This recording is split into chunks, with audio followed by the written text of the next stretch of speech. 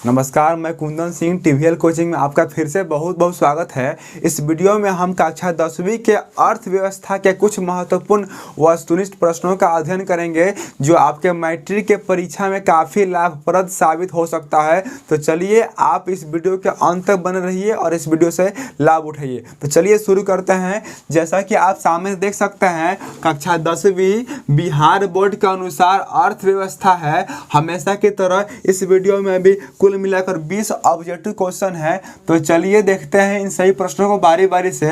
पहला सवाल है, भारतीय पूंजी बाजार द्वारा उद्योग एवं व्यवसाय के लिए निम्नलिखित में से किस तरह के वित्त व्यवस्था की जाती है? तो इसका राइट ऑप्शन होगा दीर्घकालीन। दीर्घकालीन का मतलब क्या है? यह जो संस्था है यह आपको अधिक समय के लिए कर्ज देती है। आप यदि इस संस्था से कर्ज लेते हैं तो आप अधिक दिन मतलब 2 साल 4 साल 5 साल के बाद भी कर्ज लौटाइएगा तो कोई आपत्ति नहीं है, लेकिन आपको लौटाना ही पड़ेगा। ठीक है, तो याद रखिएगा भारतीय पूंजी बाजार हमें ना दीर्घकालीन लोन प्रदान करती है। ठीक है, अगला प्रश्न है, इनमें कौन भारतीय मुद्रा के संगठित क्षेत्र का अंग है? तो इसका राइट ऑप्शन होगा सार्वजनिक बैंक। जो सार्वजनिक बैंक होता है, सार्वजनिक बैंक का मतलब क्या है? यह सबको कर्ज देता है और सबसे वसूली करता है। यह जो संस्था है यही संस्था भारतीय मुद्रा के संगठित क्षेत्र का अंग है। ठीक है, अगला प्रश्न है, भारतीय पूंजी बाजार किस पर आधारित है? तो इसका राइट ऑप्शन होगा औद्योगिक बाजार पर। औद्योगिक बाजार पर जो पूंजी बाजार टिका हुआ है भारत का, वह उद्योग क्षेत्रों पर टिका हुआ है। इस बात को आप याद रखिएगा। ठीक है, अगला प्रश्न है, सहकारिता आधारित है। सहकारिता का मतलब क्या? एक साथ मिलजुल कर कार्य करना। और सहकारिता के अंतर्गत प्रजातांत्रिक मूल्य एवं सामान्य अधिकार प्राप्त होता है। ठीक है, यदि किसी कंपनी के 2 पार्टनर हैं, दोनों 50-50% अपना पूंजी लगाकर उस कंपनी को चला रहे हैं, तो दोनों के बीच जो योजना करी है उसी को हम सहकारिता कहेंगे। ठीक है, और 2 पार्टनर है इसका मतलब दोनों में मेल मिलाप काफ़ी होना चाहिए। भेदभाव हो जाएगा तो कंपनी का टूटने का भी डर बना रहेगा। ठीक है, अगला प्रश्न है, सहकारी बैंक किन्हें ऋण प्रदान करते हैं? तो सहकारी बैंक जो होते हैं ना, वे उपभोक्ता यानी ग्राहक को ऋण प्रदान करते हैं। ठीक है, मतलब सामाजिक विज्ञान में हम अर्थव्यवस्था में उपभोक्ता को ग्राहक कहते हैं, कस्टमर कहते हैं। ठीक है,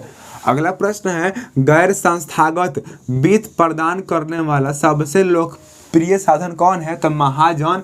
और ये सवाल कई बार मैट्रिक के बोर्ड परीक्षा में पूछ लिया गया है। इस बात को आप याद रखिएगा कि गैर संस्थागत वित्त प्रदान करने वाला सबसे लोकप्रिय साधन कौन है? तो महाजन। और कभी भी महाजन मतलब जमींदार लोगों से कर्ज नहीं लेना चाहिए, क्योंकि वे लोग ना बहुत ब्याज लेते हैं। इतना ब्याज लेते हैं कि मतलब चुकाते चुकाते बहुत समय लगेगा। ठीक है, और आजकल तो कम ब्याज लेते हैं। प्राचीन काल में कोई व्यक्ति कर्ज लेता था ना तो उसके बेटा का बेटा चुकाता था, तब जाके कर्ज पूरा होता था। ठीक है, वे लोग बहुत ब्याज लगाते थे। हाँ, अगला प्रश्न है, राज्य में कार्यरत केंद्रीय सहकारी बैंकों की संख्या कितनी है?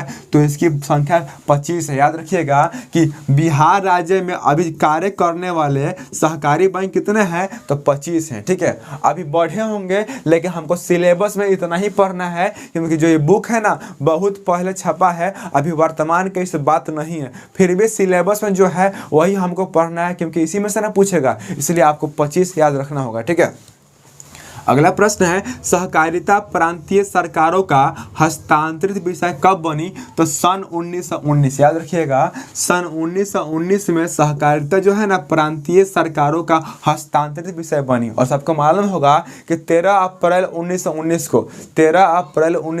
को पंजाब के अमृतसर के जालियांवाला बाग में जालियांवाला बाग हत्याकांड हुआ था। ठीक है, बहुत लोग मारे गए थे। ठीक है, इस बात को आप जानते होंगे। ये इतिहास में पढ़ाना है, ये बात आया तो हम कह दिए।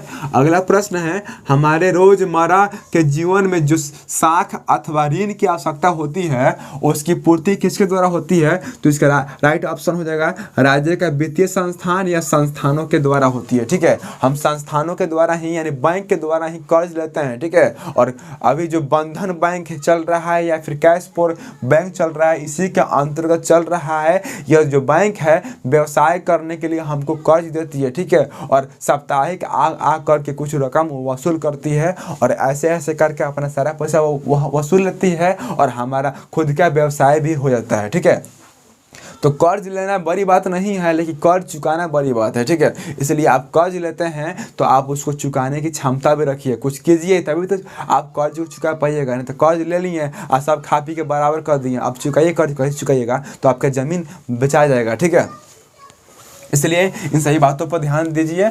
आगे बढ़ते हैं अगले प्रश्न की ओर। अगला प्रश्न आप देख सकते हैं,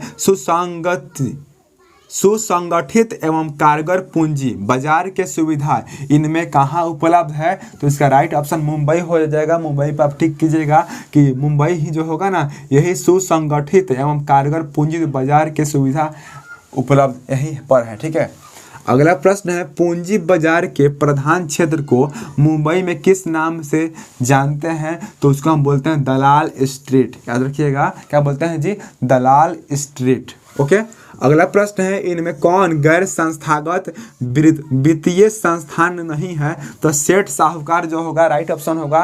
ये भी सवाल कई बार आपके मैट्रिक के बोर्ड परीक्षा में पूछा गया है कि इनमें से कौन गैर संस्थागत वित्तीय संस्थान नहीं है? तो सेठ साहूकार पर आप टिक कीजिएगा। ठीक है, अगला प्रश्न है, बैंकों का सामाजिक नियंत्रण की नीति कब प्रारंभ की गई? तो इसका राइट ऑप्शन हो जाएगा 1968। कब होगा जी? 1968 इसका राइट ऑप्शन होगा। याद रखिएगा कि बैंकों का सामाजिक नियंत्रण की जो नीति बनी थी वह सन 1968 में बनी थी। ठीक है, अगला प्रश्न है, भूमि को बंधक रखकर किस बैंक द्वारा किसानों को दीर्घकालीन कर्ज मिलता है? तो यदि जमीन को आप गिरवी रख करके ना आप निजी बैंक से कर्ज ले सकते हैं, और यदि आप कर्ज को चुका नहीं रहे हैं तो निजी बैंक वाले आएंगे और आपका ज़मीन का नीलामी कर देंगे। ठीक है, लेकिन कर्ज ना दीर्घकालीन मिलता है, मतलब अधिक समय के लिए मिलता है, आप लौटा भी सकते हैं। ठीक है, अगला प्रश्न है, विकसित देशों की कार्यशील जनसंख्या का अधिकांश भाग कार्यरत रहता है किस में? तो औद्योगिक क्षेत्र में। मतलब जो देश विकसित है ना, वे देश अधिकांश ना उद्योग धंधों पर, कल कारखानों पर अधिक फोकस करते हैं और अधिक से अधिक सामान बनाते हैं और उसका आयात निर्यात करते हैं। ठीक है, अगला प्रश्न है, सेवा क्षेत्र का निर्माण होता है कहाँ पे? तो संचार सेवाओं द्वारा। ठीक है, संचार सेवाओं द्वारा हम सेवा क्षेत्र का निर्माण करते हैं। इसके अलावा हम पढ़ा रहे हैं तो ये भी जो होगा ना सेवा क्षेत्र में ही आएगा। ठीक है, अगला प्रश्न है, एक अर्थव्यवस्था के किस क्षेत्र को सेवा क्षेत्र कहा जाता है? तो एक अर्थव्यवस्था के किस क्षेत्र को सेवा क्षेत्र कहते हैं? तो तृतीय क्षेत्र। तृतीय क्षेत्र को ही हम सेवा क्षेत्र कहते हैं। ठीक है, अगला प्रश्न है, एक अर्थव्यवस्था की आधारभूत संरचना का निर्माण होता है। तो याद रखिएगा, एक अर्थव्यवस्था की आधारभूत जो संरचना होती है उसका निर्माण ना उद्योग द्वारा होता है। ठीक है, अगला प्रश्न है, हमारे देश का कौन सा शहर सूचना प्रौद्योगिकी तथा सॉफ्टवेयर का प्रतीक बन गया है? तो बेंगलुरु। बेंगलोर शहर में ना अधिकांश सॉफ्टवेयर कंपनियां बन गई हैं जो हमें सूचनाओं के बारे में ज्ञान देती है, नॉलेज देती है, और देश विदेश से यहाँ पे कॉल सेंटर भी है जो कि देश विदेश से बातें करते हैं और सामान का आयात और निर्यात करते हैं। ठीक है, और इस वीडियो का लास्ट क्वेश्चन है, विगत वर्षों के अंतर्गत बिहार में किस क्षेत्र का सर्वाधिक विकास हुआ है? तो इसका राइट ऑप्शन होगा उद्योग क्षेत्र। मतलब कई वर्षों के बाद बिहार में थोड़ा बहुत उद्योग क्षेत्रों में बढ़ोतरी हुई है, लेकिन कहाँ बढ़ोतरी हुई है?